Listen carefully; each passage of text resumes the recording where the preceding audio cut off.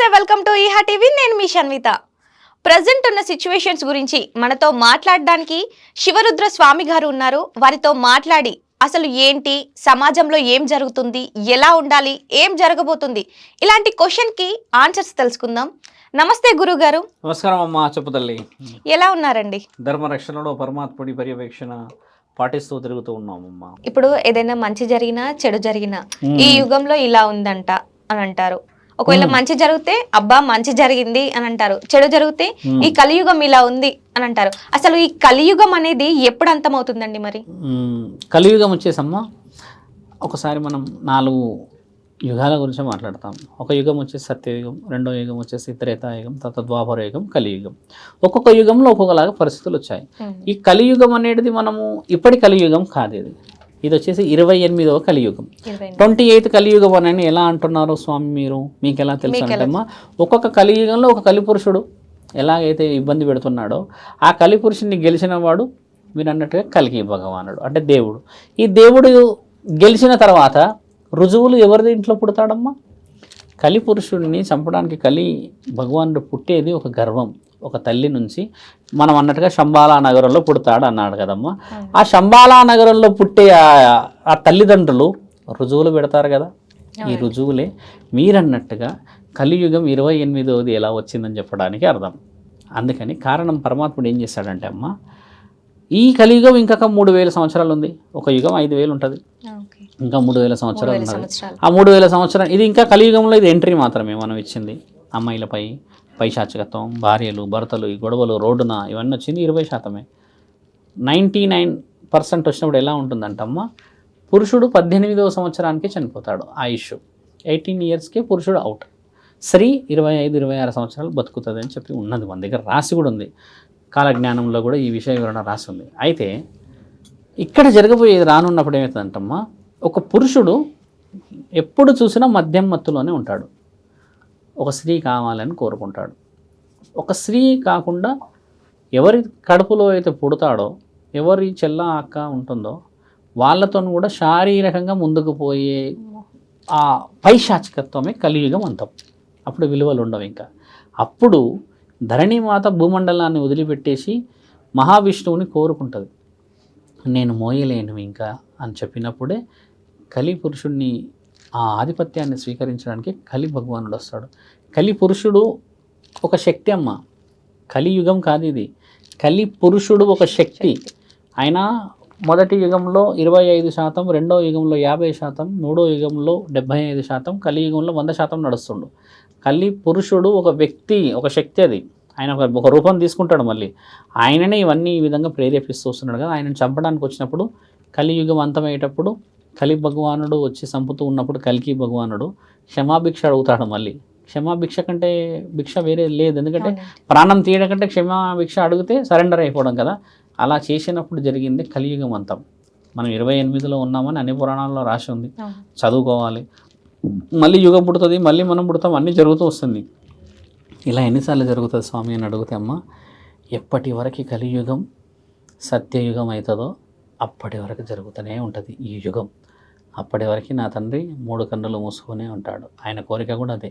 నా మాట మీకు అర్థమైందా? ఎప్పుడైతే కలియుగం సత్యయుగం అవుతుందో అప్పటిదాకా ఈ యుగాలు జరుగుతూనే ఉండాలి. అందుకని ఈ అరాచకాలు, ఈ మానభంగాలు, ఈ మోసాలు, ఈ దోపిడీలు, ఈ నమ్మక ద్రోహాలు, వెన్నుపోట్లు, ఇవన్నీ చూస్తూ చూస్తూ చూస్తూ చూస్తూ కూడా ఇదే ప్రపంచంలో ఉంటాం మనం. దీన్ని మార్చే ప్రయత్నం చేయం. మార్చడానికి చెప్పిన వాడిని వీళ్ళెలవయా అని అంటాం. కాబట్టే దీని పేరు కలియుగం అయ్యిందమ్మా. అందుకని కలియుగానికి అంతం ఉంది. ఆ అంతంలో అన్నీ అనుభవించే అంతమవుతుంది, అంత సులభంగా కాదు. అది విషయం. ఇప్పుడు ప్రతిదీ మనిషి పుట్టడానికి, మనిషి చనిపోవడానికి శివుడే కారణం అని అంటారు. ఇప్పుడు మీరు చెప్పింది కూడా సత్యయుగం ఎప్పుడు వస్తుందో అప్పుడు తండ్రి 3 కన్నులు తెరుస్తాడు అని అన్నారు. మరి ఈ మనుషులతో ఆడుకోవడం ఎందుకు శివయ్య? అసలు శివుడు ఆడుకోవట్లేడు. శివుడితోనే నీలాంటి మహనీయులు ఆడుకుంటూ ఉన్నారు, నాలాంటి మహానుభావులు ఆడుకుంటున్నారు. నీకు కోరికలు లేనిది ఆయన ఎందుకు ఆడుకుంటాడమ్మా? ఒకసారి వ్యవసాయం, కోరికలు పుట్టడం కూడా ఆయన ఇచ్చిన జీవమే కదా. ఆయన కోరికలు ఇవ్వలేడుగా మనకి, ఆయన ఇచ్చింది ప్రాణం మాత్రమే. కోరికలు పుట్టించుకుంది నీవేగా. నేను చెప్పాను ఆ రోజు కూడా, ఒక రోజు ఇందాక మనం మాట్లాడుతున్న టాపిక్లో, ఆయన పండును మాత్రమే సృష్టించాడు, దాన్ని తినమని చెప్పలేడు నీకు. నీవే పోయి తింటివి, తినేసి దాని గురించి అడిగితే ఆ తండ్రి అన్నాడు, ఎందుకు తిన్నారు మీరు అని అంటే, అది మీరు రోజు వచ్చి తయారు చేస్తూ ఉన్నారు, చూపిస్తున్నారు, ఏదో స్వీకరిస్తున్నాం కదా అని తిన్నాము అని అంటారుగా. అలా తిన్న తర్వాత వచ్చింది గర్భం. పైపొర తిన్న వాళ్ళకి గర్భం, లోపల ఉన్న పండు తిన్న వాళ్ళకి పురుషుడు యొక్క ఆధిపత్యం. ఈ విధంగా జరిగిన వివరణ జరిగిందని తండ్రి పొరపాటు చేయలేడుగా. అక్కడ పొరపాటు చేసి మనమే చేస్తాం, మీరే చేసారు కాబట్టి దాన్ని కంటిన్యూ చేస్తాం. మరి ఎక్కడ పోతుందమ్మా? Blood is thicker than water. నీ రక్తానికి ఉన్న కులం ఏ కులం కాదు. నీ రక్తం నీ నాన్నలు, నీ తాతలు, నీ ముత్తాతల నుంచి వచ్చింది. నీ తాతలు ముత్తాతలు ఏ కులం? ఒక్కసారి వెనక్కి వెళ్ళు. ఏదో కులం. ఏ కులం? హిందుత్వం. ఈ హిందుత్వమే అన్ని కులాలలో గొప్ప కులం అని రాసే ఉంది, ఇప్పటికి ఉంది. హిందుత్వమే కులం అని రాసేది మన దగ్గర. తర్వాత వేరే కులాలు వేరే మతాలు అది మాట్లాడతలే. అక్కడ నుంచి వచ్చిన ఈ రక్తమే. నువ్వు ఇప్పుడు నేను అది మార్చా ఇది మార్చా, ఆ మతంలోకి వెళ్ళా ఈ మతంలోకి వెళ్ళినా కూడా నీ రక్తం మార్చలేవు కదమ్మా. ఒక డ్రెస్ మార్చావో లేకపోతే ఏదైనా మార్చావు, కానీ రక్తానికి వచ్చిన కులానికే విలువ ఇప్పటికైనా. అందుకని ఇలవెల్పులు ఎవరు, కులదైవాలు ఎవరు అని తెలుసుకోవాలి. వీరన్నట్టు శివుడు ఇన్ని పరీక్షలు ఎందుకు పెడుతున్నాడు అని అంటే, ఆయన ప్రాణదాత. నిన్ను న్యాయంగా బతుకు అని అంటే నువ్వు అన్యాయంగా ఉంటావు. మళ్ళీ శరణగతి అని శివుడిని కోరుకుంటావు, అయినా నీకు అవకాశం ఇస్తాడు. మళ్ళీ శరణగతి అని శివుడిని కోరుకుంటావు, మళ్ళీ అవకాశం ఇస్తాడు. ఇన్నిసార్లు అవకాశం ఇస్తూ ఇస్తూ ఇస్తూ ఇస్తూ ఇస్తూ ఇస్తూ ఈరోజు ఇక్కడికి తెచ్చుకున్నాం ఇంత అరాచకాలకి. ఆయన చెప్పింది ఏంటంటే, అమ్మ నిజమైన ఆకలిగా ఉన్నవాడిని ప్రేమించమని, నిజంగా అవసరం ఉన్నవాడిని ఆదుకోమని చెప్పాడు. ఇక్కడ అలా లేదు కదమ్మా. సత్యయుగంలోనే రాసిపెట్టారు ఏ విధంగా జరుగుతుంది కలియుగం అని. ద్వాపర యుగంలోనే రాసిపెట్టారు పాండవులు ఏ విధంగా రాబోతుంది కలియుగం అని. భాగవతంలోనే శ్రీకృష్ణుడు రాసించాడు ఏ విధంగా జరిగిపోతుందని. 16వ శతాబ్దం కలియుగం ఎలా ఉంటుందని కలియుగంలోనే రాశాడు. ఆయన కాలజ్ఞానం మన వచ్చేసి పోతులూరి వీరబ్రహ్మేంద్రం. ఆయన గారు వచ్చేసి మిగతా వాళ్ళేమో యుగాలలో రాసి చెప్పారు కలియుగం ఎలా ఉంటుందో.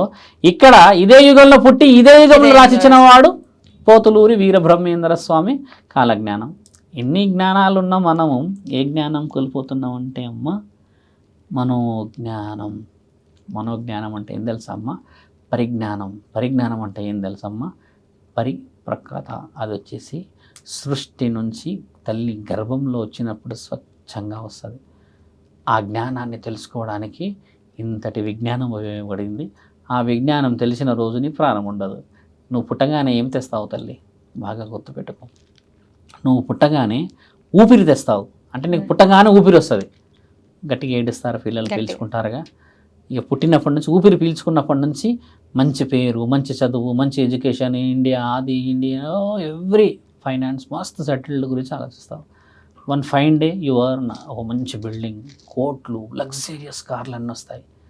అన్నీ చూసుకుంటూ ఉంటావు, కళ్ళు మూస్తావు మెల్లిగా. అప్పుడు పేరు సంపాదించేస్తావు నువ్వు. బాగా పేరు వచ్చేస్తుంది. ఓ ఈవిడ గారికి ఎన్ని కోట్లు ఉన్నాయని కాలం చేసేస్తావు. అప్పుడు నీకేమున్నది? ఊపిరి లేదు, పేరుంది. ఇప్పుడు ఇక్కడ జరుగుతుంది ఏంటంటే కలియుగంలో అదే. ఊపిరి వచ్చాక పేరు కోసం కొట్లాడతాం, పేరు వచ్చినాక ఊపిరి కోసం గొడవడతాం. ఆ ఊపిరి కనబడదు, ఈ పేరు కనబడదు, మిగిలిందల్లా నీ మట్టి. ఆ 6 అడుగులు అయితే అమ్మ, పరమాత్ముడు ఇంకోటి ఏం చెప్పాడంటే, ఆ 6 అడుగులు కూడా నీవి కాదు, 3వ రోజు ఇంకొకరిని పాతేస్తారాడా. నిజమేగా. అది తెలుసుకున్నప్పుడే జ్ఞానం, విజ్ఞానం, పరిజ్ఞానం అయితే అబ్రబ్రహ్మలోకం కడుపులో నుంచి జ్ఞానోదయం మొదలవుతుంది. ఇదే అమ్మా. ఇప్పుడు హిందూ మతం ఒకటే ఉంది అని అన్నారు. దేవుళ్ళ విషయానికి వచ్చినా, మనుషుల విషయానికి వచ్చినా చాలా రకాలుగా అంటే దేవుళ్ళని పూజిస్తూ ఉంటారు. మరి ఇంతమంది దేవుళ్ళు ఉన్నప్పుడు అసలు ఏ దేవుడు గొప్పవాడు? వాస్తవమే. ఇది బలమైన ప్రశ్న అనే చెప్పవచ్చు. హిందూ అంటారు, బ్రాహ్మణులు అంటారు, ఇక్కడ కుమ్మరి వాళ్ళు అంటారు, లేకపోతే ఇంకేదో అంటారు, ఆర్యులు ఇలా అంటూ ఉంటారు. ఎన్ని కులాలు ఎత్తినమ్మా, ఎన్ని గ్రంథాలు రాసుకున్నా కూడా మానవుడిని అవతల వ్యక్తి మానవుడిలాగా చూడకుండా, మనస్సాక్షితో ఒప్పించకుండా, మోసం లేకుండా, కల్లా కపటం లేకుండా చూపించే ప్రేమ మీరన్న నిజమైన దేవుడు. ఇప్పుడు ఇక్కడ ఇంకో ప్రశ్న మనకి ఏమొస్తుంది? మన వాళ్ళు చాలామంది నేత్రానందం అంటే యూట్యూబ్లో చూస్తారు కదా, వాళ్ళకి చెప్పేది ఏంటంటే అమ్మ, ఏ దేవుణ్ణి పూజించాలి అనేది కాదు, నీ అంతరాత్మని నీవు బాగా పూజించు. నీకు తప్పు చేసినప్పుడు నీ ఫస్ట్ మైండ్ వచ్చేస్తుంది ఇది తప్పు అని. నువ్వు గొప్పగా చేసినప్పుడు ఇది గొప్పగా వచ్చింది కానీ ఇది నాది కాదు, సమ్వన్ ఎవరో వచ్చింది అని వస్తుంది కదా, దాన్ని రియలిస్టిక్గా ఒప్పుకోవడమే నిజమైన భక్తి. ఇక్కడ ఏందమ్మా, తెల్ల బట్టలు వేసుకోవాలి, అడుక్కుంటూనే చంపాలి. అర్థమైందన్నమాట. జ్ఞానం అర్థమైందమ్మా. తెల్ల బట్టలు వేసుకోవాలి, నిజంగా అవసరం ఉన్నోని చంపాలి. అంటే నీకంటే బలహీనుడు ఉన్నోని నేను గొప్ప అని చూపించేసి ఉపయోగించుకుంటున్నావు. ఇక్కడ గొప్పతనం ఎక్కడుందమ్మా? ఏ దేవుడు కాదు, మనసుతో పూజించే దేవుడే నిజమైన దేవుడు. ఆ దేవుడు ఎవరు అని మీరు అడిగారు అనుకోమ్మా, ఆయనే పరమాత్మ. మరి పరమాత్మ ఎలా ఉన్నాడు, ఎక్కడ ఉంటాడు, ఆయనకు రూపం ఏంది అంటే ఆయనే నీ అంతరాత్మ. నీ అంతరాత్మని చూడగలిగినప్పుడు పరమాత్మని కలగలుగుతావు. నాకు పరమాత్మకు ఒక రూపం కావాలి, పరమాత్మ ఈ విధంగా ఉంటాడంటే సర్వరూపాలు ఉన్నాయి పరమాత్మని. నువ్వు ఆత్మతో చూడగలుగుతావు కానీ శరీరంతో చూడలేమని రాసి ఉన్నాయి కదా. అవునండి. కాబట్టి ఏంటంటే దేవుడు పలు రకాలే, ఒక అల్లా, ఒక యేసు, తర్వాత మన హిందూ సంప్రదాయం. ఎన్ని దేవుళ్ళు అమ్మ, ఏ శాసన గ్రంథాల్లో పరమాత్మని చూడాలి అంతరాత్మతోనే రాసి ఉందే కానీ ఏసే పరమాత్ముడు అని రాసలేదు చూడు. కాబట్టి చెప్పేటోళ్ళు చెప్పారేమో 100 విధాలు, కానీ పరమాత్మ అనేది అంతరాత్మతో లింక్ అయి ఉంటుంది తల్లి, అది విషయం. కాబట్టి ఎవరిని పూజించాలమ్మా మీరే చెప్పండి. ఇప్పుడు మనల్ని మనం పూజించి మన అంతరాత్మని, మనల్ని నమ్మిన వాళ్ళని, నమ్ముకొని వచ్చిన వాళ్ళని పూజించడమే ముఖ్యమైన పూజ. మనం నమ్మిన వాళ్ళు ఎవరమ్మా? భార్య, అమ్మ, నాన్నలు. వాళ్ళకి గౌరవం ఏంది? నువ్వు శివుడికి అభిషేకాలు చేస్తే స్వీకరించేస్తాడా? లేదు. తప్పు కదా అది, తప్పు తప్పు. మంత్రాల విషయానికి వస్తే అసలు ఏ మంత్రం గొప్పదండి? వాస్తవమే, శాస్త్ర గ్రంథాల్లో మంత్రాలన్నిటి రాసింది మానవుడు. మహాభారతాన్ని కూడా మనం ఒక సంపుటిలాగా రాసి, భాగవతాన్ని రాసి, శ్రీ పురాణాన్ని రాసి, అష్టాదశ శక్తి పీఠాలను ఇచ్చి 12 జ్యోతిర్లింగాలను ఇచ్చారు మనకి పరమాత్ముడు. అంటే ఇవన్నీ రాసిపెట్టింది ఎవరంటే ఒక మహా మునీశ్వరులు, మునివర్యులు, ధైర్య సాహసాలు కలిగిన వీరులు రాశారు. ఇవన్నీ రాసిందంతా ఒక మనిషి నుంచి వచ్చినాయి. ఏ మంత్రం గొప్ప అని అయినది తెలుసా అమ్మ? మంత్రం ఉచ్చారణలో నీ మనస్సుని శాంతిపరిచే మంత్రం అదేం తెలుసా అమ్మ? నీ మనశ్శాంతి ఎక్కడ ఉంటుంది తెలుసా? మీరు బాగా గమనించండి. నీ ఇంటి కడపలో, ఆ కడపలో నీవు అన్ని నిజాలు చెప్పి, నీ కడపలో నీవు అన్నీ ఉన్నట్టుగా మాట్లాడి అబద్ధాలు ఆడుకుంటా, ఫైనాన్సింగ్ ఏదో ఏ ఎమోషన్స్ కూడా వెరీ ఫ్రాంక్గా ఫ్రీగా మాట్లాడుతావు. అర్థమైందమ్మా? అన్నింటికంటే బలమైన మంత్రం బాగా గుర్తుపెట్టుకోండి, నిజం. నిజం నిజం నిజం నిజం, ఇది అన్నిటికంటే బలమైన మంత్రం. సర్వమంగళం మాంగళ్యే శివే సర్వార్థ సాధకే శరణ్యే త్రయంబకే దేవి నారాయణి నమస్తుతే కాదు బలం. నిజంగా సర్వం మంగళం, మంగళాకారుడు పరమాత్ముడే అని నువ్వు నమ్మినదే నిజం. అదే విషయం నువ్వు వేరే కులం అని చెప్తే అది అబద్ధం అంటాడుగా, అది కాదు. నీ నిజమే నీకు అసలైన మంత్రం.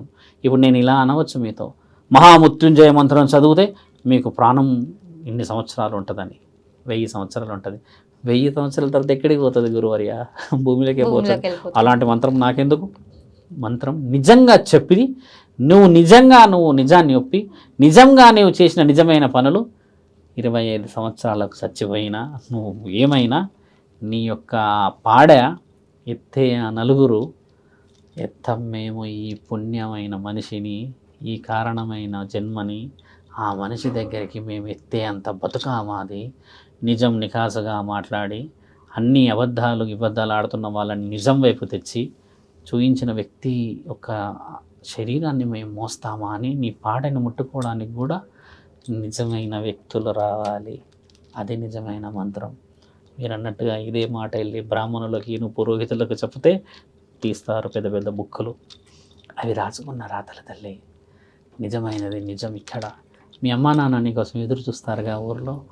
భార్య ఎదురు చూస్తుంది కదా, ఇంట్లో చిన్నపిల్లలు మా నాన్న పండు పలహారం తెస్తాడు అని ఎదురు చూస్తారుగా. బాగా గమనించు, నువ్వు ఎంత కష్టపడ్డావు అని ఎవ్వరు చూడరమ్మా. వచ్చిన తర్వాత ఒకటి ఏదో తెస్తే చిన్న బాస్కెట్ ఏదో కవర్లో పిల్లలు ఎంత ఆత్రంగా తీసుకెళ్తారు, వాళ్ళు మళ్ళీ అప్పుడు తినేస్తారు కూడా. నువ్వు గమనించు, తింటారు దప్పుడు ఓపెన్ చేసి కడుక్కోరు. వాళ్ళకి ఆత్రత, ప్రేమ అమ్మ. అది ఎంత నిజమైంది, అది వస్తుందా? If you take some fruits, ఎవరైనా స్ట్రేంజర్కి ఇవ్వండి, స్ట్రేంజర్ తింటాడా ఫ్రూట్స్? లేదండి. ఆ ప్రేమ చూడగలమా? అసలు భార్య మన కోసం తీసుకుంటారుగా. ఈ ప్రేమ అనేది నిజం తల్లి. నిజమైన మంత్రం నిజం. అత్యంత పవిత్రమైన మంత్రం ఇంకోటి ఉంది, న్యాయం. ఎవరికి చేయాలో న్యాయం వారికి చేయాలి. ఎక్కడో ఉన్నోడు పోయి నువ్వు న్యాయం చేస్తా అంటే కుదరదు. నీకోసం ఎదురు చూస్తున్న వాళ్ళకి న్యాయం చేయాలమ్మా. నిన్ను నమ్మిన వాడికి న్యాయం చేయాలి. నిజమైన మంత్రం అది, అంతే కదా. నిజమైన మంత్రం ఇది అని అన్నారు కదా, మరి ఇన్ని మంత్రాలు ఎందుకు, ఇన్ని దేవుళ్ళు ఎందుకు మంచి చేయనప్పుడు? We're not doing justice to the god, we're just trying to do justice. అర్థమైంది అనుకుంటాను. మనము దేవుడిని పూజించే ప్రయత్నంలో ఫలితాన్ని ఆశిస్తున్నాము, కానీ ఫలితం కోసం పూజ చేస్తున్నాము అని చెప్పి కొంతమంది చెప్తారు మనకి కదా. అవును. అది అబద్ధం. నీవు ఎక్కడ ఫలితాన్ని ఆశించకుండా పూజ చేస్తావో అక్కడ మీరు అన్నట్టుగా ఈ పూజలన్నిటికీ విలువ.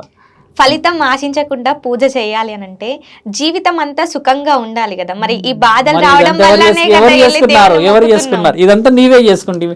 పండు తినక నాయన అని చెప్పిపోతే పరమాత్ముడు పండే తింటివి. ఏం తిన్నావు? పైన తిన్నావు. ఏం తిన్నావు? నువ్వే చేసుకున్న తప్పులకి అనుభవిస్తున్నావు అంటే అక్కడ నుంచి మొదలైంది ఇది. అంతే, అక్కడ నుంచి మొదలైన తరుణమే ఈ వంశవృక్షం. ఇప్పుడు నీవు, నేను, ఆయన వీళ్ళందరూ ఉన్నాంగా. ఒకప్పుడు ఇంటి వ్యత్యాసాల్లో లేరు మనుషులు. ఒకప్పుడు మనుషులే అంతే. ఇక ఇప్పుడు మనుషులలో మార్పులు వచ్చాయి. ఒకప్పుడు మనుషులే, ఆడ మగ, ఎంతకు మించి ఇంక వేరే ఇది ఇది ఇది ఏమీ లేదు తల్లి. ఇప్పుడు అనుకున్న విధంగా ఒక పరమాత్ముడు మాట చెప్పాడు, ఒక గట్టి మనస్సాక్షితో చూస్తే అమ్మ ప్రతి స్త్రీ అవతల వ్యక్తికి ఒక శక్తిలాగే కనబడుతుంది. మనం చూడగలమా? అది అంత జ్ఞానం ఉందా మన దగ్గర? లేదు. జగద్గురు ఆది శంకరాచార్యులు ఏమన్నారు ఆ రోజు? ఒక రాజు విషయంలో రాజ్యాన్ని కాపాడడానికి ఆ భార్యతో శారీరకమైన సంభోగాలు జరిగినాయి కదా, నీవు తప్పుల్లో ఉన్నావు శంకరాచార్య అని భూదేవి అమ్మవారు అడిగితే అప్పుడు ఏమంటాడు తెలుసా అమ్మ ఆయన? శరీరముతో నేను చేసి నా శరీరముతో నేను పుట్టి ఉండి ఒక కలయిక చేస్తే మీరన్నట్టుగా నా తల 1000 వక్కలవుదుగాక. నేను ఆత్మతో వెళ్ళి పవిత్రమైన ఒక కార్యస్థలాన్ని, ఒక రాజ్యాన్ని కాపాడి వచ్చిన నా ఈ ఆత్మ ఎప్పటికీ పవిత్రమైన ఆత్మకి తగలలేదు పాపం అని అన్నప్పుడు ఏం జరిగింది అక్కడ? పవిత్రమైన ఆత్మను చూసినందుకు ఆమె శభాష్ అని ఆయనని జగద్గురువులాగా ప్రకటించేటప్పుడు జరిగిన ఈ సన్నాహాలమ్మ. ఒక జగద్గురువు కంటే కొన్ని అర్హతలు అమ్ముతారు కదా, అప్పుడు జరిగిన విషయం ఇది. సినిమాలో కూడా చూపించారు, ఇది రాసింది మళ్ళీ శంకరాచార్యుల పాఠ్యం చూడండి, అందులో రాసింది. అప్పుడు జరిగిన విషయం ఇక్కడ ఏం జరిగింది చూసారా? శరీరంతో జరిగిన దానికి విలువ ఉండదు, పవిత్రమైన ఆత్మలతో చేసేవా. ఇప్పుడు చూడండి, శ్రీకృష్ణుడు ఎగ్జాంపుల్ చెప్తాం. గోపికలు 16,000 మందితో ఉన్నాడా? లేదు. ఆ ఆత్మ ఆయన నెత్తి మీద పింఛం ఎందుకు పెట్టుకున్నాడు? నేను నెమలి వలె మీరు అనుకున్నట్టుగానే పవిత్రమైన వాడిని, ఎవరితోని నాకు ఏ విధంగా లేదని. శ్రీకృష్ణుడికి పెళ్ళయిందని రుజువు ఉందా? రుజువు లేదుగా. ఆయన ప్రేమికుడు, అంతే, ప్రేమనిచ్చిపోయిండు ఆయన. ఆయన ప్రేమికుడు అయితే రాధని చేసుకునేవాడుగా, పెళ్లి చేసుకునేవాడుగా, కనేవాడుగా, కనలేడు. అమ్మ రాధా కూడా లేదు. తండ్రి వెళ్ళేటప్పుడు తండ్రి ఎక్కడో చెట్టు మీద కూర్చొని కాలు పెడితే ఒక బాటసారి వేసిన బాణంతో తండ్రి ఆ నొప్పిని చూసి వెళ్ళిపోతాడు. కలియుగం అక్కడ, ద్వాపర యుగం ఎండ్ అక్కడికే అవుతుంది. కురువంశం పెట్టిన శాపంతో తండ్రి కాలం చేస్తాడు. కురుక్షేత్ర యుద్ధం జరిగినప్పుడు కౌరవుల తల్లి శపిస్తుంది, యాదవుల వంశాన్ని నాశనం చేశావు నీవు అని చెప్పి అన్నప్పుడు అలా అవుతుంది. ఇలా కొన్ని ఉన్నాయి సందర్భాలు. నువ్వు అడిగిన ఎన్ని పూజలు, ఎన్ని పురస్కారాలు అనేది మనస్సాక్షితో చేసుకుంటే వచ్చేది. ఏమా సాధువు అయిన నన్నే హరే కృష్ణ అని అంటేనే ప్లేట్ ఇచ్చారు, గుర్తుపెట్టుకోనా మాట. హరే కృష్ణ అంటే, హరే కృష్ణ అంటే ప్లేట్ ఇచ్చారు. ఆకలితో పోయిన వాడికి హరే కృష్ణ ముఖ్యమా, అన్నం ముఖ్యమా తల్లి? స్పష్టంగా చెప్పు. అన్నమేగా స్వామి, అన్నం వృధా చేయకండి, ఒక 4 సార్లు వేసుకొని మంచి ఒక దగ్గర కూర్చొని తినండి, 4 రకాల కూరలు ఉన్నాయి స్వామి అని అంటే ఎంత ఆనందం అయ్యేది. ప్లేట్ ఇచ్చి హరే కృష్ణ, ప్లేట్ ఇచ్చి హరే కృష్ణ అలా అనకపోతే ఇవ్వట్లేరు. తర్వాత ఇచ్చారు, అన్న తర్వాత అన్నం తినేసి వచ్చిన తర్వాత అప్పుడు మామూలుగానే వాళ్ళతో గొడవ జరిగింది. నేను అడిగిన ప్రశ్న ఏంటంటే, అన్నం కడుపు నిండా పెట్టినవాడు ప్రశాంతంగా తిన్నాక హరే కృష్ణ అని అంటే సుఖంగా ఉంటుందా?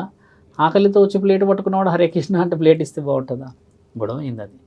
అలా అనకూడదు. అనేది ఏంటంటే పుణ్యం. యాగం చేసేటప్పుడు, ఇంకేదో చేసేటప్పుడు రిస్ట్రిక్షన్స్ పెడుతున్నాం, అట్లా ఇట్లా ఇట్లా ఇట్లా. ఈ రిస్ట్రిక్షన్స్ ఏమన్నా నువ్వు అన్నది అపవిత్రం. ఇంకా చెప్పమ్మా విషయాలు. పుట్టిన ప్రతి మనిషి మరణిస్తూ ఉంటాడు, మరణించక తప్పదు. మరణం అనేది అది ఫిక్స్ అన్నట్టు. ఇంకా మరి ఆత్మ గొప్పదా అంటే దయ్యం గొప్పదా? ఈ రెండింటిలో చాలా మందికి చాలా క్వశ్చన్స్ ఉన్నాయి. దాని గురించి మీ అభిప్రాయం ఏంటండి? బలమైన ప్రశ్న అడిగారు మీరు. ఆత్మ తర్వాత దయ్యం. అయితే ఇక్కడ ఆత్మ దయ్యం రెండు వేరు కావు. దయ్యం కూడా ఒక ఆత్మే. కాకపోతే ఇప్పుడు నీవు ఉన్నావు, నేను ఉన్నా, నేను ఈ స్థితిలో ఉన్నా, ఆ స్థితిలో ఉన్నాం. ఇంకొక వ్యక్తి ఉన్నాడు, బాగా తాగుతాడు, తింటాడు, అమ్మాయిల్ని చూస్తాడు, లేకపోతే ఇంకేదో చేస్తాడు, వాడే దయ్యం. ఈ ఆత్మలు కూడా అలాంటివి. ఎవరికైతే పిచ్చి పైశాచికతమైన కోరికలు తేరో వాడు చచ్చిన తర్వాత ప్రశాంతంగా ఉండకుండా వాళ్ళ ఇంట్లోకి వీళ్ళింట్లోకి వాళ్ళ ఒంట్లోకి వీళ్ళింట్లోకి పోయేవాడే దయ్యం. మంచి పనులు చేసేవాడు ఆత్మ అయితే చెడ్డ పనులు చేసేవాడికి పెట్టిన పేరు దయ్యం, భూతం, పిశాచి, రక్త పిశాచి, బాణమతి, ఆమతి, ఈమతి అని పెట్టేసి పెడతారు. ఈడేంటంటే తీవ్రమైన కోరికలు అన్నిటి ఎలా అంటే అమ్మా, ఒక మనిషికి కొన్ని కోరికలు ఉంటాయి. అవునండి. కొంత వ్యక్తులకి ఎలా ఉంటాయంటే ఇలాంటి ఇష్టం నేను ఇన్నే ఉన్నా అంటారు. ఇంకొంత వ్యక్తులు ఉన్నారు, నన్ను ఎవడు చక్కగా చూడలేడు సమాజంలో, నేను మంచుకున్నప్పుడు నన్ను అది చేసి ఇది చేసి అందరూ డిస్టర్బ్ చేస్తారు. ఇలాంటి వాడినే దయ్యం. మీరు అన్న దయ్యం అనే వాళ్ళు ఇప్పుడు కూడా ఉన్నారు. మీ ఆఫీస్లో ఎన్ని దయ్యాలు ఉన్నాయో చూసుకోండి ఒకసారి.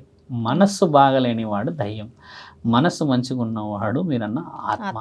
మనిషి పుట్టగానే మనిషి చనిపోగానే ఏం జరుగుతుంది అనడానికి కాదమ్మా, మనిషి చేసే కార్యక్రమాలలో సరైన శిక్షణలు ఇవ్వకుండా వారిని ఇష్టం ఉన్నట్టు చేస్తుంటే కూడా చూసుకుంటూ ఉంటారు చూడమ్మా, వాళ్ళే మీరన్న ఈ పిచ్చి పైశాచికత్వం ఎక్కిన వాళ్ళు. బాగా గుర్తుపెట్టుకోండి. ఇంకో విషయం చెప్పాలి. మేము ఒకరోజు నల్గొండ ప్రాంతంకి వెళ్ళినప్పుడు ఒక గురువుగారు మందు తాగుతున్నారు కూర్చొని. అలా తాగేస్తున్నాడు ఆయన గద్ద మీద, ఇట్లా పెద్ద చైర్ మీద కూర్చొని. నేను ఆయనతో మాట్లాడలే. నేను ఏంటంటే నాకు కొంచెం పొగరు ఎక్కువ, నేను ఎవరితో పడితే వాళ్ళతో మాట్లాడను. ఇప్పటికీ అంతే, నాకు చాలామంది అదే అంటారు రఫ్ ఉంటాడని. నేను ఎవరితో మాట్లాడుతాంటమ్మా, రోడ్డు పైన భిక్షాటం చేసుకొని కదలలేని ఉన్నవాడి దగ్గర కూర్చుంటా ప్రశాంతంగా, వాడి మీద చేతేసి మాట్లాడతా, చేతిలో చేతేసి మాట్లాడతా, నిలబడి మాట్లాడతా, నీళ్లు తాగుతా, నేను నిలబడి తెప్పించేసి ఇంకేమైనా ఉంటే అక్కడ ఏముంటే తీసుకొచ్చి ఆయనతో కూర్చొని మాట్లాడతాను. నాకు ఎక్కడ లేని సుఖం అక్కడే వస్తుందమ్మా. అంతేగాని ఈ తెల్ల బట్టలు వేసుకొని చైర్ మీద కాలు వేసుకొని గోల్డ్ వేసుకొని చూపిస్తారు కదమ్మా, వాళ్ళకి మాట్లాడాలన్నా కూడా నేను పొగరుతోనే ఉంటాను కానీ తగ్గను. నేను నువ్వు వచ్చావు కూర్చున్నావు కదా అని చెప్పేసి అలా ఉండాలి. ఎందుకంటే నేను చూసేది ఒకటే మానవత్వం, నువ్వు కూడా మనిషివే. నాకు స్థితిగతులు ఉన్నాయి కదా అని నన్ను పిచ్చోన్లాగా చూస్తానంటే నేను అలా చూసే అవకాశం నేను ఎప్పటికీ నాకు ఉన్నది కూడా అదే. స్కూల్ డేస్ నుంచి నాకు కోపం ఎక్కువ, పొగరు ఎక్కువ అన్నది ఒకటి ఉంది నాకు. అది ముఖ్యంగా మీరు అన్నది ఏంటంటే అమ్మా, మనస్సుతో అవతల వ్యక్తిని మంచి ప్రేరేపణకి గురి చేయలేనిది మీరన్న దయ్యం స్థితిగతులు. మనస్సుతో నిన్ను మార్చగలిగిన వాడు పవిత్రమైన ఆత్మ. ఇలానే కొంతమంది క్షణిక నిర్ణయాలతో చనిపోతారు. కొంతమంది మందు తాగేసి మాత్రలు వేసేసుకొని రైల్వే ట్రాక్ కింద పడి యాక్సిడెంట్ చేసుకొని ఊరేసుకొని కోసుకొని చనిపోతారు పాయిజనేటివ్గా. అలాంటి వాళ్ళన్నది దయ్యాలమ్మ. నీ శరీరం నీ మీద కంట్రోల్ లేని వాడివి, నీవు దయ్యం కంటే హీనమైన వాడివి. ఒక కోపం వచ్చింది, ఆ విషయంలో నిర్ణయం తీసుకునేంత స్థితిగతులు ఎందుకు? నీ తల్లి లేదా, తండ్రి లేడా, అక్క లేదా, చెల్లి లేదా, బాధ్యత లేదా? అంతకు మించి ఈ దేహాన్ని పరమాత్ముడు ఎందుకు పుట్టించాడు అది తెలుసుకునే జ్ఞానం లేదా? ఏ ఊరికే 27 సంవత్సరాలు రాగానే ఆ అమ్మాయి ఫోన్ ఎత్తుతలేదు రైట్ నుంచి అని చెప్పేసి చనిపోతావా? మందు తాగేస్తావా? ఇంకేదో చేసేసుకుంటావా? నీ తల్లి గర్భకోశం ఇలా కొట్టుకొని ఏడుస్తారమ్మా నా దగ్గరకు వచ్చి. ఒక్కసారి రప్పించండి అయ్యా, మాట్లాడించండి అయ్యా. ఎంత బాధ అవుతుంది తెలుసా అమ్మ? ఎందుకు తల్లిదండ్రుల కోసం బతకలేవా? ఆ అమ్మాయి కోసమే బతకాలా? నీ భార్య కోసం బతకలేవా? ఇంకొక నీ అంతకుముందుకు పెళ్లి చేసుకున్న ఎవరితో పెళ్లి చేసుకుని పోయినా దానికోసం నువ్వు ఉండాలా? ఆమె నాకు ఎక్స్ అంటారు. ఏం ఎక్స్? ఎక్కడ ఎక్స్? ఆవిడ ఎక్స్ అయితే ఈవిడతో ఎందుకు ఫిక్స్ అయింది నీ మ్యారేజ్? పరమాత్ముడు తెలియదా ఫిక్సింగ్? మహాత్ముడు రాసిన ఆ మహామహనీయమైన సంఘటనలు ఎందుకు వదులుతావు? ఎందుకు లవ్ ఫెయిల్ ఉంటావు? వచ్చిన దాన్ని సరిగ్గా చూసుకోలేవు, అది పోయి అక్కడ ఉంటే ఆ అమ్మాయి జీవితాన్ని నాశనం పట్టిస్తావు. అక్కడ పాపం వాళ్ళ జీవితం నాశనం అవుతుంది. వాళ్ళ భర్తకు డౌట్ వచ్చి ఈయన గారు వస్తున్నారా పోతున్నారా అని చెప్పి ఆ ఇల్లు రోడ్డుకి ఎక్కుతుంది, ఈ ఇల్లు రోడ్డుకి ఎక్కుతుంది. ఈ మధ్యలో చిన్న పిల్లలు ఉంటారమ్మా. అంత బాధ అవుతుంది తల్లి. అసలు వాళ్ళ మొహాలు చూస్తే ఏడుపు వస్తుందమ్మా. ఏం పేరు అన్నట్టు ఇట్లా అంటారు. ఏంటంటే అసలు అంత చిన్న మొహాలు, అంత అమాయకమైన ఆ పువ్వులు లాంటి మొహాలు చూసన్నా బతకలేరా అమ్మ? ఏమొస్తుందమ్మా ఈ శారీరక సుఖం వేరే వాళ్ళ దగ్గరికి వెళ్తే? ఇక్కడ లేనిది అక్కడేముంది, అక్కడ లేనిది ఇక్కడేముంది? నీ మనసుతో చూడమ్మా, వచ్చినది నీ భార్య కాదు, పరమాత్ముడు పంపిన ఆజ్ఞ. నీ భార్య నిన్ను మోస్తుంది, నువ్వు తన్నినా కొట్టినా గుద్దినా ఏం చేసినా అంటే దాని అర్థం ఏం తెలుసా అమ్మా? నీవంటే గౌరవం ఇష్టమని. పడుంటుంది అని కాదు, తప్పు చేసి వచ్చిందని కాదాడ. నిన్ను చంపాలి అంటే తినే అన్నంలో ఇంత గలపలేదా తల్లి? అలా చెయ్యరు ఆడపిల్లలు. అది నేనంట. అలా తెలుసుకొని చూడమ్మా, లవ్ కెన్ మీరు అన్నట్టుగా ప్రేమ ఒకటేసారి పుడుతుంది తల్లి, మళ్ళీ మళ్ళీ పుట్టదు. కానీ త్యాగం మాత్రం 1000 సార్లు పుట్టవచ్చు. నీ బిడ్డల కోసం త్యాగం చేయి, మందు మానేస్తా అని. నీ బిడ్డల కోసం త్యాగం చేసి భార్యను కొట్టనని ఉండు. నీ భార్య కోసం త్యాగం చేయి, నేను నీ కోసం బతుకుంటానని చెప్పుకో. షికారికి వెళ్ళి మాటలేవు, గుడికి వెళ్ళి మాటలేవు, నేను ఇలా అనుకుంటున్నాను. That is called a sacrifice. ఒక్కసారి పుట్టిన లవ్ ఎప్పుడో ఉంటుంది, అది ఇంటర్లో 10th అమ్మ. దాన్ని పట్టుకొని వచ్చిన వాళ్ళని రాత్రి రంపన పెడుతున్నారుగా, అబద్ధం. అక్కడ ఆవిడ జీవితం నాశనం, నీ జీవితం నాశనం. అలా చేయకూడదమ్మా. ఎవ్రీబడి లవ్ అనేది అందరికి వస్తుంది, కానీ దాన్ని పట్టుకొని నేను అదే ఊహలో ఉండి వచ్చిన వాళ్ళని నేను అప్సరసలాగా ఊహించుకుంటా, ఈవిడ నా మాట వినకపోతే చంపుకుంటా అంటే అమ్మ నీ అంత మూర్ఖుడు లేడు. వచ్చిన సాక్షాత్తు నీ ఇంటికి వచ్చిన సౌభాగ్యవతిని వదులుకున్నవాడు మూర్ఖుడి అని అర్థం. ఆడపిల్లలు కూడా అలాగే ఉన్నారు ఈ రోజుల్లో. అక్కడెక్కడో అదని ఆ మైండ్కి వెళ్ళిపోతారు. వచ్చిన వాడిని సరిగా పట్టించుకోరు, అన్నం తినరు, మాట్లాడరు, తినేసినా అంటారు, ఫోన్ చేయరు. ఇవన్నీ గొడవలే. ఎన్ని పోలీస్ స్టేషన్లో గొడవలు, ఏం గొడవలు తెలుసా అమ్మా? ఏందని అంటే తాగుతున్నాడు అని అంట. ఏం తాగుతున్నాడు, ఎవరితో తాగుతున్నారు, దానికే కంప్లైంట్ పెడతావా అని పోలీసు వాళ్ళు కంప్లైంట్ తీసేసుకుంటారుగా. ఒక మాటతోని విలువలు పోతున్నాయి. నేను అనేది ఏంటంటే నీకు అంత మనస్సు, అంత నీ యొక్క మైండ్ నీ చేతిలో లేకపోతే పెళ్ళి ఎందుకు? పెళ్ళి అన్న మురువంలో నీ శరీర పైశాచకత్వానికి పిల్లలు ఎందుకు? వాళ్ళ భవిష్యత్తును పాడు చేసే అధికారం ఎవరికి ఇచ్చారు? ఒక స్త్రీకి ఇయ్యలే, ఒక పురుషుడికి ఇయ్యలే. పరమాత్ముడు ఇచ్చింది ఒకే ఒక వ్యక్తికి ఇచ్చాడు, మనసున్న వాళ్ళకి పిల్లలు. ఈ రోజుల్లో నాన్న అని పిలిచే వాళ్ళు ఎంతమంది ఉన్నారు? మా నాన్న ఎక్కడున్నాడని ఎతికే వాళ్ళు ఎంతమంది ఉన్నారు? ఆ కోర్టు దగ్గరికి వెళ్తే, ఆ పోలీస్ స్టేషన్ దగ్గరికి వెళ్తే అమ్మా, నేను ఓపెన్గా చెప్తున్నా, నేను ఎంతమంది పిల్లల్ని ఎత్తుకున్నా నాకు తెలుసమ్మా. ఎత్తుకొని మాట్లాడుతూ ఉంటే ఎంత బాధ అయితే. తల్లి వస్తారుగా, ఆ పిల్లల్ని ఎత్తుకొని మాట్లాడుతుంటే ఎంత లోడ బాయిల్ అవుతుంటుంది. ఆశకి ఎదురు చూస్తుంది ఆడపిల్ల కొంగు సాఫి. వస్తాడమ్మా పెనిపెట్టి అని ఇట్లా చేతులు పెట్టి, మళ్ళీ వస్తారా అప్పుడు గొడవ పడినాం స్వామి. ఈయనంటాడు మా భార్య పోయింది, మళ్ళీ వస్తుందా స్వామి? జీవితం ఒకటే సారమ్మా, మళ్ళీ రాదు. పెళ్ళి చేసుకున్న వాడికి ఎముడైతే చనిపోతే పుణ్యమని వస్తుంది. వదిలిపెట్టి వెళ్ళిపోతే ఈడేం కావాలి? ఇక్కడ ఈయన గారు ఏం కావాలి? ఎంత బాధపడతాడు మగ పురుషుడు. ఇలాగే ఆడపిల్ల వెళ్ళిపోతే, మొగోడు వదిలిపెట్టి వెళ్ళిపోతే ఈ ఆడపిల్ల ఎంత నరకయాతన పడుతుంది. పిల్లల్ని చూసుకోలేక సమాజంలో నలుగురు 4 విధాలు చూసి ఒంటరిగా ఆడదాన్ని చూసిన వాళ్ళ తక్కువ అంచనా వేసుడు ఎన్ని బాధలమ్మా. పాపా ఒక్కొక్క మాటకి ఒక్కొక్కరి నోట్లో ఎంత పెద్ద నిప్పుర వేయాలమ్మా. నోరు ముయ్యని ఎన్ని అబద్ధాలు ఆడేస్తారు. తాగుపోతాడు అంటాడు, మరి పెళ్లి చేసుకుంటప్పుడు తాగుపోతాడు కదా. ఆయన బాగా జరుగుతుంది స్వామి వేరే వాళ్ళతోనే అంటారు. మరి నీకు పెళ్ళి ముహూర్తం అని ఎంక్వైరీలు పెట్టినప్పుడు ఏం చేసావయ్యాను? నిద్రపోయావా? ఒక 3 నెలలకు వచ్చాక, 6 నెలలకు వచ్చాక, బిడ్డని కన్నాక అలా ఎలా నిర్ణయం తీసేసుకుంటావా? ఫస్ట్ తీసుకోవాల్సింది. మన దగ్గర జరుగుతుంది ఇదే. క్షణిక పొరపాట్లు భవిష్యత్తు ఇబ్బంది పెడుతున్నారు. మన దగ్గర పైశాచికత్వానికి ముడిలేస్తున్నారమ్మా.